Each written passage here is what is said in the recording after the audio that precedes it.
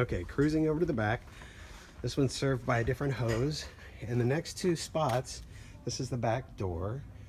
And to turn the hoses on, we're gonna, this was already on, I just left it on. You want the second and the fourth one to go straight down. That makes that opens, the one on the right is for the hose in the middle of the house. The one on this number 2 goes over to the hose on the far side of the house. So that's pretty easy. The hose just kind of runs out here. You can pick it up. It's got kind of a weird gun feature where you push up on it. Okay, and most all of these are pretty easy. This is a 3-pot thing. This is a parsley, tomato, good tomato plant. This has got a bunch of herbs in it. In this pot, there's kale, basil, thyme, and then chives.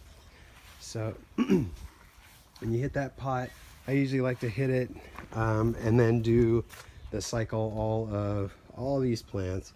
You start with this little flower pot, then you go to the fuchsia, and then soak them. Just soak all the plants. Turn the water down a little bit, or you'll blow the soil right out of this. And just kind of let that do a quick run. It doesn't hold much water, but it's good to get them soaked. This is another fuchsia, ornamentals, all of these, again, same trough. And then once you get all of these wet, they're happy. There's a mint down there in the corner if I didn't get that. And then if you're looking back out at the yard, you've got the pots that we already talked about, and another set of 3. It's a tomato, mint, and rosemary. That tomato in particular probably needs a lot of soaking because it gets sun exposure, and I don't think the what's it called, sprinkler hits it very well. And then you stretch the hose out here, and we're gonna walk up, and the next set of trees are the maple. Kind of go up underneath it or sprinkle it on top so that you're getting beyond where the berm is, and the water will just kind of fall down into the trough and soak a little bit. Then the second spot is the artichokes. And you can see, if you want to come get artichokes, be very careful walking up here, but because it's a little slippery, you can see that there are already some artichokes, and they're going to get once they start to open, even though they're kind of small, they're ready to boil, so should be really good. There's 4 plants. You just water all around them, and mostly up top, because it'll, the water will come forward a little bit. The plant in the back, it's a diamond shape. The plant in the back is actually kind of spiky, so that's that. You don't have to get up here for that. So you can shoot that with a little bit of a stream nozzle and hit it from down here. So you got that tree, then walk over. There's some lavender, and then 3 trees. That is a fig tree. There's figs on it, black figs. As soon as they start turning black, and if you want to walk up when we go around the other side of the garden, you can touch them and see if they're soft. And if they are, pick them and eat them. They're awesome.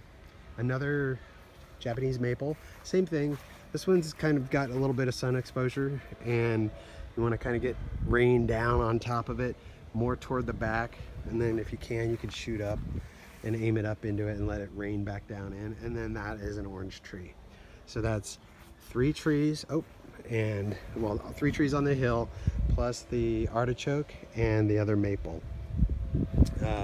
This is a little barrel right next to the blueberries, and with the same hose, just water that. There's a bunch of poppies that are trying to come out here, hopefully. I just watered them, so they're a little beat down. And then this is a kumquat tree. The blueberries in here are delicious. There's 2 berry trees. If you can pull this back and just reach in and grab away. The bluer that you'll taste them. If they're really blue, they're ready. If they're not, they're a little tart, but they're still really delicious. And then from there, we're going to go to the back side and do the last part of the garden. Thanks.